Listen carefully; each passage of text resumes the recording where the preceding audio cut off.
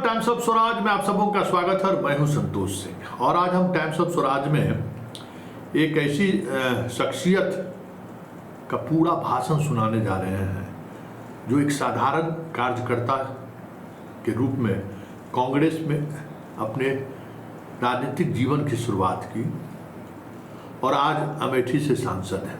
हम बात के एल शर्मा की कर रहे हैं। नाम मैंने भी सुना था, लेकिन जिज्ञासा थी कि वो किस तरीके के वक्ता हैं, क्या कुछ खास तो तब रहा ही होगा, तभी गांधी परिवार से इतनी नज़दीकी हुई होगी।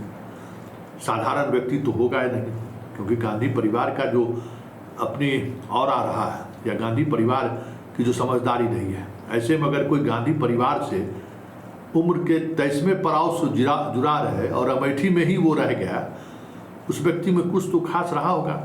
तो आज मनोज पांडे जी, केदार पांडे जी के बेटे, पूर्व मुख्यमंत्री, उनके बेटे मनोज पांडे जी के याद में एक लोकतंत्र पर एक कार्यक्रम का आयोजित एन सिन्हा इंस्टीट्यूट में किया गया था। उसी में के एल शर्मा भी आए थे और वक्ता के रूप में उन्होंने जो बातें कही, हमें लगता है कि आज के दौर में जो भी राजनीति में आना चाहते हैं उन्हें ये पूरा भाषण जरूर सुनना चाहिए। 24-25 मिनट का भाषण, हालांकि उन्होंने 30-40 मिनट के बीच करीब भाषण दिया, लेकिन हमने इतना मुख्य पॉइंट को मैंने रिकॉर्ड किया है, जरा उसको ध्यान से सुनिए।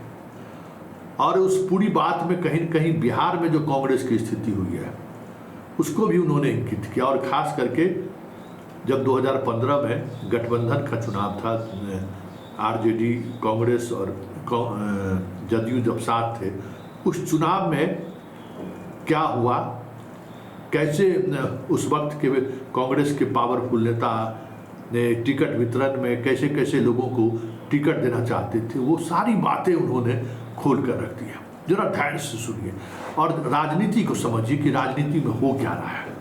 और ऐसे स्थिति में भी अगर कोई व्यक्ति, समाज का हर रंग धीरे धीरे सड़ रहा है, चाहे वो ब्यूरोक्रेट का हो, चाहे वो पत्रकारिता का हो, चाहे वो नेता का हो, चाहे वो जनता का हो, क्योंकि यही कड़ियां हैं जो लोकतंत्र को जिंदा रखती है।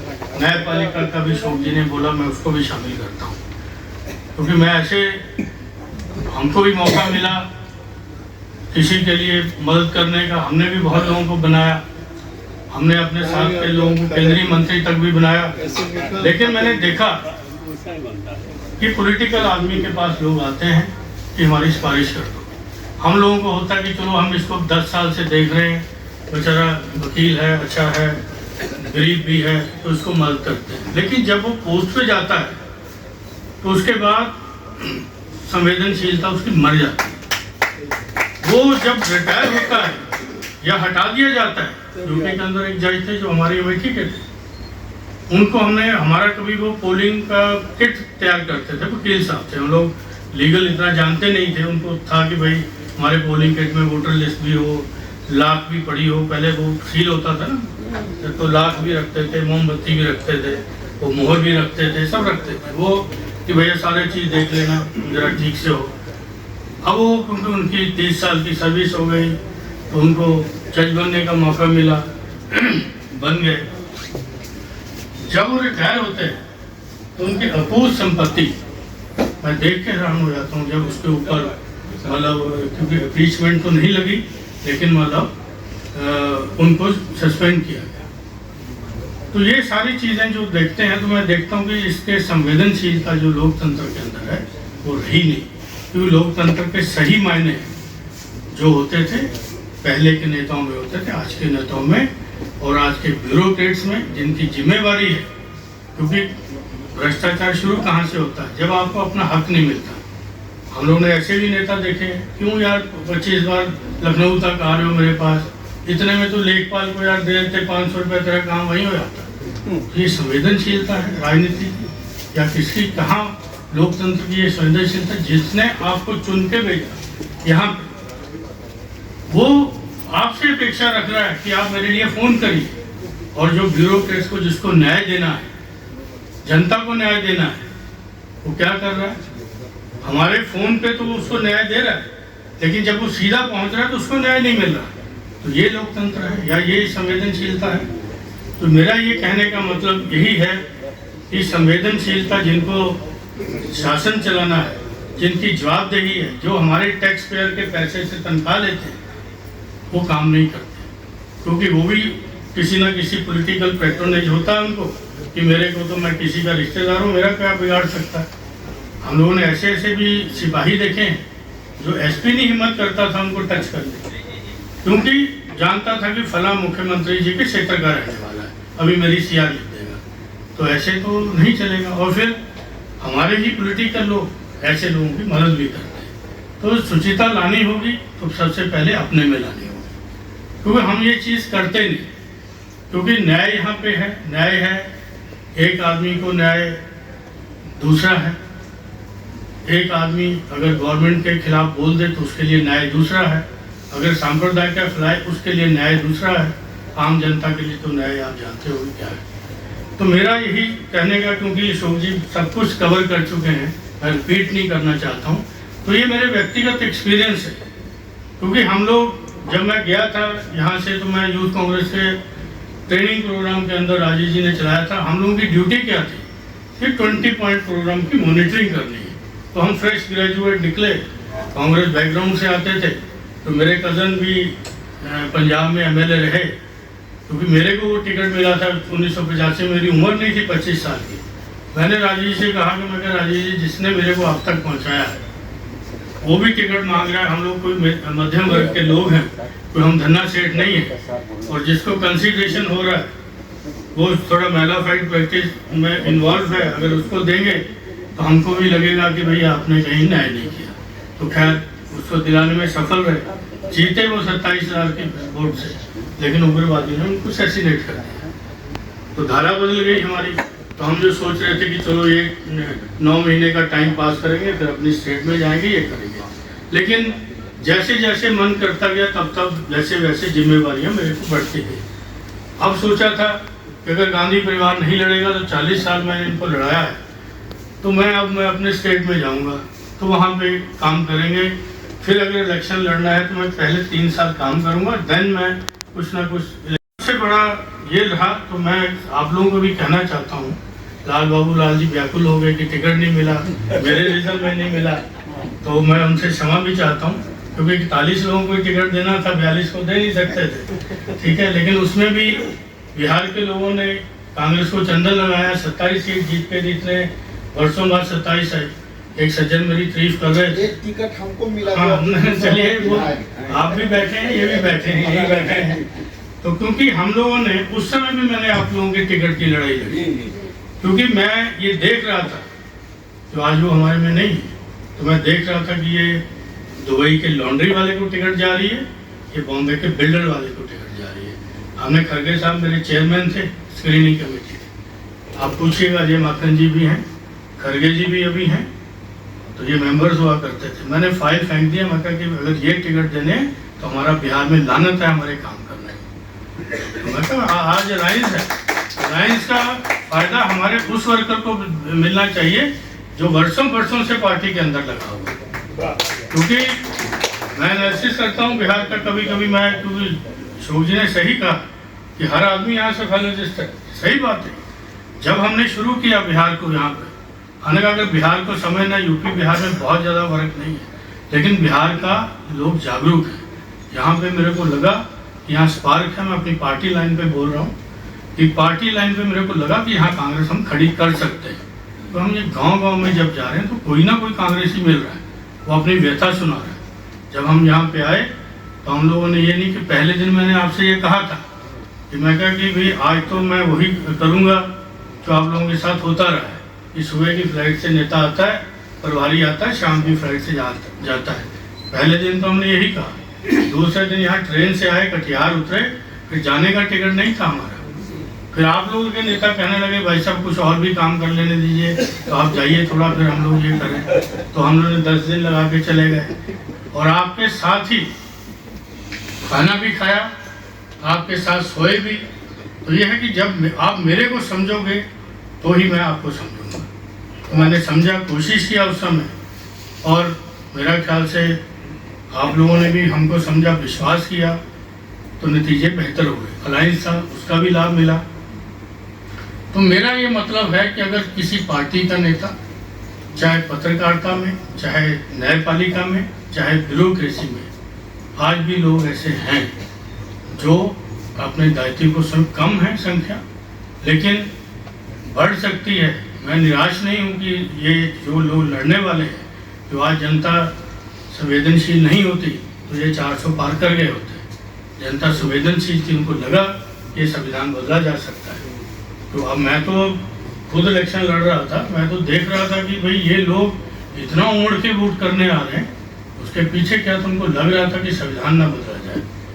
तो ये है कि मैं तो अपने ओपोनेंट का मैंने नाम नहीं लिया पूरे उसके अंदर। मैं कहा ठीक है, ये संस्कार उनके जो वो मेरे लिए कह रही है। मेरे संस्कार ये नहीं कि मैं किसी महिला के लिए अपशब्द बोलूँ, मैंने बिल्कुल नहीं नाम लिया। मेरी बेटियां आई, मैं पहली बार मेरे परिवार के लोग पॉलिटिकल मैदान में आए। कभी मेरे घर में कोई पॉलिटिक्स में है ही नहीं मेरे सिवाय।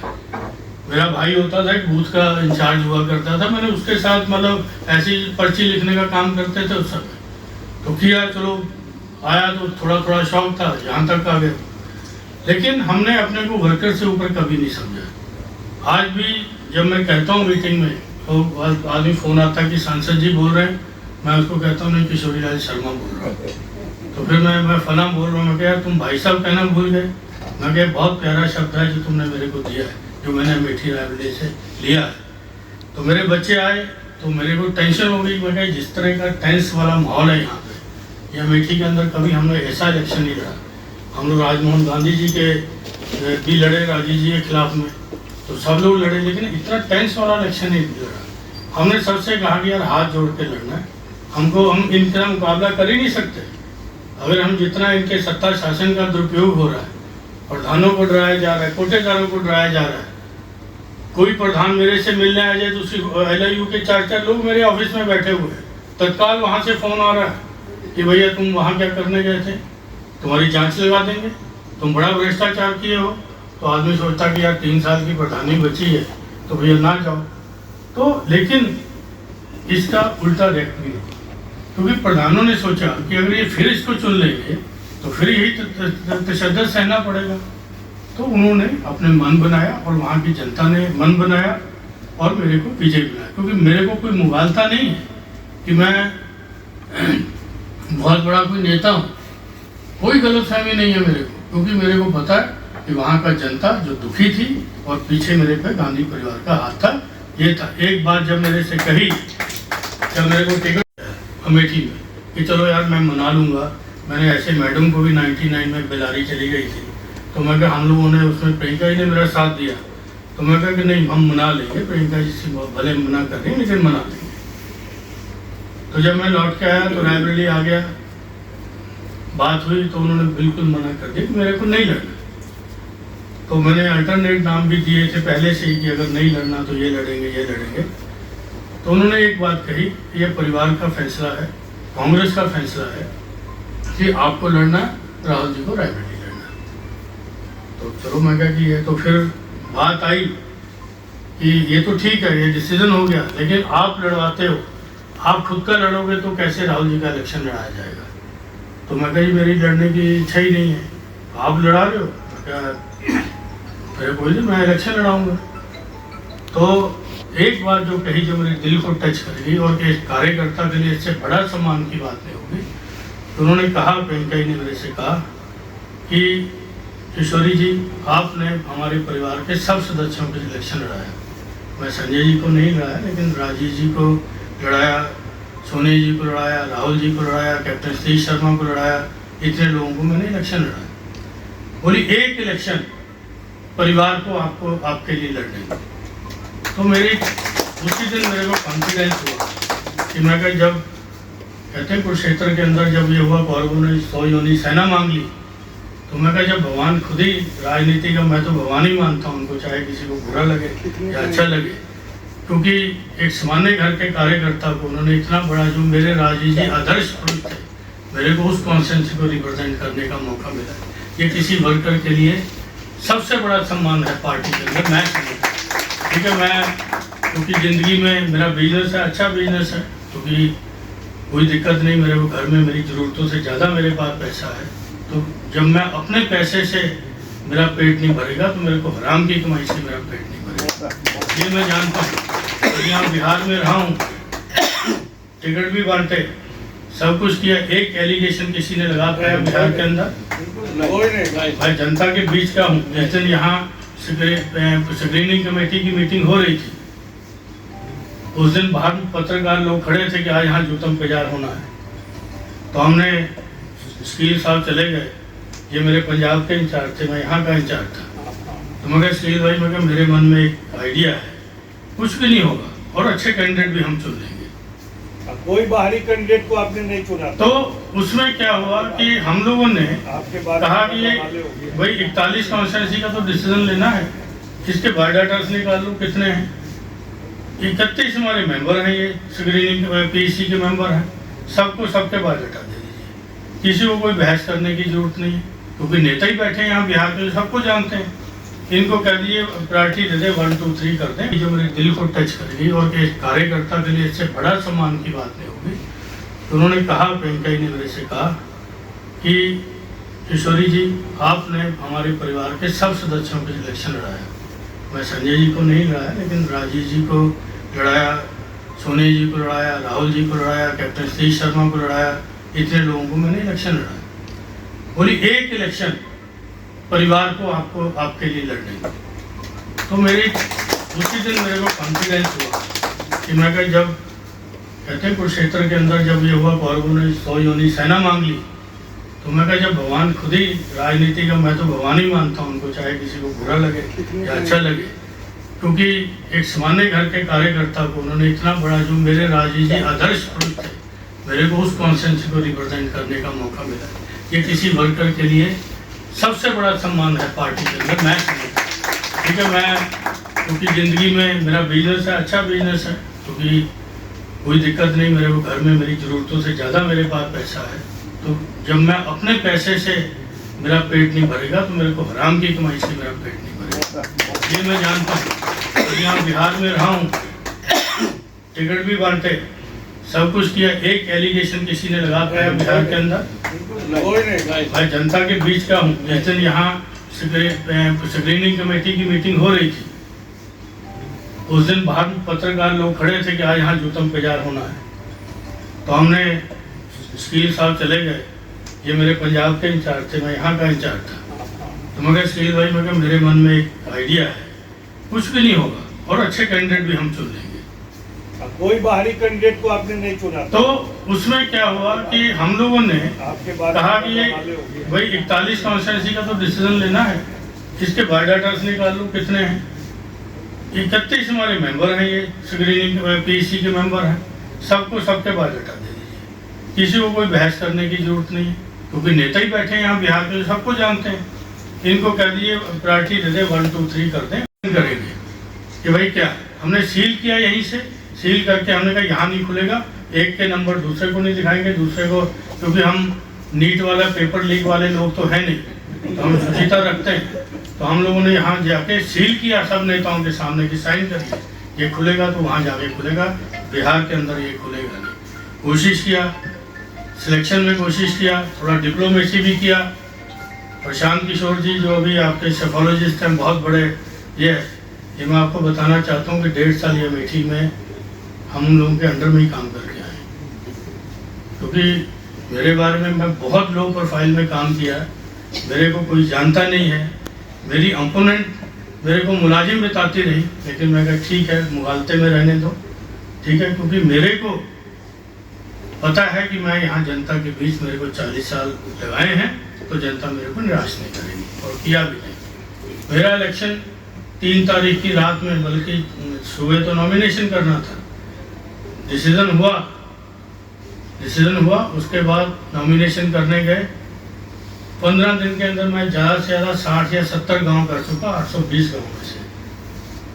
मेरे परिवार के लोग आ गए, मेरे को टेंस हो गया, मैं कहा यहाँ इस टेंशन के अंदर लड़ना है, मैं कहा इनको कुछ कह देगा तो ये है।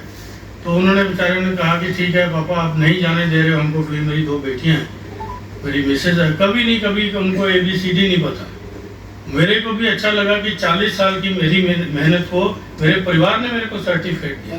बोली पापा तो मैं कहा नहीं, जाना नहीं आपको, गेस्ट हाउस से बाहर नहीं निकलना, यहीं रहो।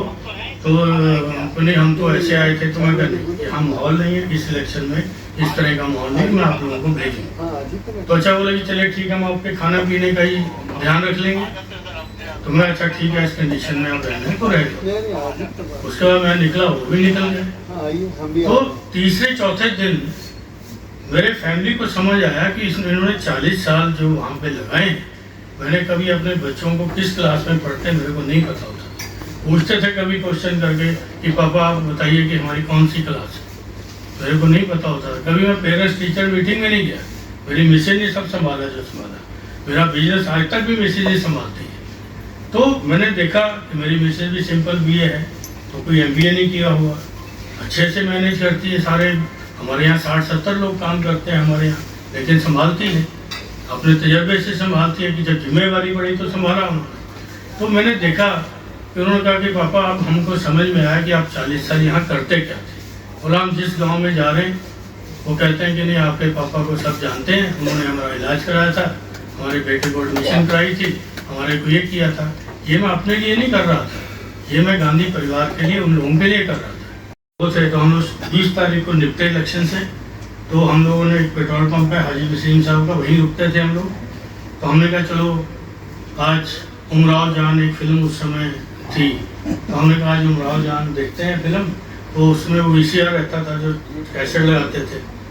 उसी समय जैज से एक लड़का आया, बोला कि राजीव जी की हत्या कर दी गई। तो मेरे को दिल में ऐसे हो गया कि क्या हो गया, जैसे कोई घर का सदस्य जाता है इसमें। तो उसी समय हम लोग दिल्ली की तरफ भागे कि भाई कुछ राइट्स ना हो जाए, जिसने हमारा ये है। तो चलो दिल्ली की तरफ गए। उसके बाद हम लोग क्योंकि हार चुके थे, राजीव जी नहीं रहे, सोनिया जी पॉलिटिक्स में नहीं थी, अब करना क्या है? तो करना क्या है कि भाई अगर ये करके आए हैं तो कुछ तो करना है। तो हमारे जगदीश पीयूष जी होते थे, अवधि के बहुत बड़े, उन्होंने किताबें भी लिखी, पत्रकार भी थे, अमेठी समाचार छापते थे। तो बड़े बड़े पत्रकार उनके गेस्ट हाउस में रुक के आए वहाँ पे अमेठी में। उस समय होटल तो आज भी कम ही है, लेकिन उस समय तो बिल्कुल नहीं हुआ करते थे। तो हम बैठे थे, GA मीर साहब जो आपके बंगाल और झारखंड के इंचार्ज हैं। तो हम लोगों ने कहा कि अब क्या करना है भाई, अभी तो सोनिया जी नहीं है पॉलिटिक्स में, हम लोगों ने यहाँ छोड़ के अभी कभी किसी नेता के यहाँ गए नहीं। तो हम लोगों ने देखा कि राजीव जी के जाने के बाद कांग्रेस में शून्यता से आ गई। हम लोग एकदम से ऐसे हो गए कि अब कोई पूछने वाला नहीं हो। कहाँ हम PM की गाड़ी के पीछे चलने वाले लोग होते थे, कहाँ हम उसी AICC में हम लोग लेके जा रहे प्रोग्राम कि हम लोग ये राजीव जी की याद में कर्म भूमि टू बलिदान भूमि एक यात्रा निकालना चाहते हैं। अब उसमें हम लोगों ने कर दिया कि भाई अब क्या है मोटो आपका। उनका मोटो ये है कि सोनिया जी एक्टिव पॉलिटिक्स में, ये चीज़ें लोगों को शायद बुरी लगी उस समय। तो उन्होंने कहा ये क्यों करोगे आप? तो उन्होंने कहा हमारी भावना है। तो ये हुआ। तो अच्छा हम लोग पहली बार अशोक जी हम प्रेस के सामने गए, मैं पीयूष जी और GA मीर।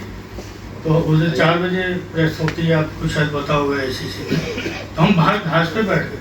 तो हमने कहा ये कोई समर्थन नहीं कर रहा, तो क्या करना? तो उन्होंने प्रेस वाले ने पूछा कि अगर ये कांग्रेसी मरने आपका लीडर कौन होगा यात्रा का? हम लोगों का जवाब था कि लोटो शूज जो राजीव जी लास्ट टाइम पे अपना पहना हुआ था कि वो हमारा लीडर होगा, हम उसको देख के चले। तो इस बार लेकिन वो हम अनसंग सोल्जर रह गए कि उस समय ना तो हमको कंप्यूटर की नॉलेज नहीं थी, आज भी नहीं है। तो उस समय तो और भी नहीं था कि किस तरह प्रेस में जा देना है, किस तरह ये करना है, कोई नहीं था। सोचा कि चलना है, जो लोग चलेंगे चलेंगे। हम लोगों ने अमेठी से उस यात्रा को शुरू किया। एक मिनिस्टर बलराम सिंह यादव थे उस समय, जो हिम्मत करके हमारी यात्रा को झंडी दिखाने आए। हम लोगों ने अमेठी से 80 लोगों को चुना, 80 ये मतलब 5 हम, 85 लोग चलेंगे, बीच में जितने लौटेंगे लौटेंगे, लेकिन हर जगह राजीव जी को चाहने वाले लोग होंगे और हमारा कदर करेंगे। और ये देखिए कि पूरे हिंदुस्तान की हमने यात्रा अमेठी से लेके श्री पेरुम्बदूर तक किया। कहीं हमको रहने की दिक्कत नहीं हुई, 80-85 लोगों के कहीं पे हम लोगों को खाने की दिक्कत नहीं। ये राजीव जी का वो था। तो ये मेरा ये कहने का मतलब है, लेकिन हमने किया, कोई किसी ने कोई उसका ये थोड़ा कि कोई हमको वो देगा, लेकिन हमने अपनी भावना से किया। और लास्ट में नरसिम्हा राव जी को हमने मजबूर कर दिया कि उस यात्रा के समापन में वो पहुंचे। जयललिता जी चीफ मिनिस्टर थी और वो दोनों लोग वहाँ पे गए। तो लेकिन क्योंकि हमने कर्म किया, फल की इच्छा तो नहीं रखी कि इसके बाद हम MP बन जाएंगे, MLA बन जाएंगे। तब भी 91 में यात्रा, तब से लेके तो अब पहली बार हम लोग इलेक्शन लड़ रहे हैं। लेकिन मतलब मेरा ये कहने का मतलब है कि राजनीति के अंदर, क्योंकि लोकतंत्र के अंदर संवेदनशीलता आपके कर्म में भी होनी चाहिए और आपके जो है विचार, आपने कहा, मैं वही कहने वाला था कि होना चाहिए। तो उससे देखो क्या है कि आशा छोड़ देंगे अगर हम लोग, तो फिर कुछ भी नहीं होगा, बचेगा ही नहीं कुछ, क्योंकि राजनीतिक मूल्यों का ह्रास होता जा रहा है। अशोक जी ने कहा कि भाई वो अटल जी की बीजेपी या केशव ठाकरे की बीजेपी नहीं है, बीजेपी दूसरी हो गई और इसी तरह हर पार्टियां दूसरी हो गई। लेकिन हम लोगों के अंदर अगर हम थोड़ा सा मेहनत करेंगे कि पॉलिटिक्स सिर्फ टिकट के लिए नहीं होती, जनता की सेवा के लिए भी होती है। खाली टिकट से ही आप सेवा कर पाओगे ऐसा नहीं है कि आप MLA MP बन के ही सेवा करोगे। ऐसे बहुत से लोग हैं, पहले कांग्रेस का एक जमाना होता था जब टिकट मांगने वाले को बोला बुरा समझा जाता था और लोग कहते थे नहीं टिकट नहीं, लड़ना नहीं, आप किसी और को लड़ा दीजिए। ये भी कांग्रेस के अंदर एक जमाना था, ठीक है। लोग कहते थे नहीं हम संगठन करेंगे लेकिन ये टिकट वाला किसी और को दीजिए। अब पहले टिकट है, बाद में संगठन है। तो ये दुर्भाग्य है हर पार्टी का ही, नॉट ओनली कि हमारी पार्टी, सारी पार्टियों के अंदर इस तरह का ही हो गया। आज आप इसमें टिकट नहीं मिला तो कल दूसरे में नहीं हुआ तो तीसरे में। बिहार के अंदर तो मैं कहता हूँ कि मेरा अपना तजर्बा है, 700-800 लोग हैं, यही पूरी पॉलिटिक्स कर रहे हैं, हर दल में पॉलिटिक्स कर रहे हैं। कभी हम सोचते हैं कि हमारे साथ काम करते थे वो एक दल में गए तो बेटा बेटी दूसरे दल में है तो तीसरे दल में है, वो सब MP ML बने हुए। तो ये ऐसे अगर हर पार्टी के अंदर होगा, ये सोचना होगा नेताओं जो पार्टी चला रहे, सुचिता उनको लानी होगी, सुचिता कार्यकर्ता को लानी होगी कि ऐसे नेता के पीछे चलने से पहले 100 बार सोचे। क्योंकि मिनिस्टर है तो पता चला कि भाई सब उसके पीछे है। तो ऐसे अगर आप उनको छोड़ोगे तो उनको अकल आएगी कि नहीं देखो ये थे। आप आइडियोलॉजी से जुड़िए, व्यक्ति से मत जुड़िए।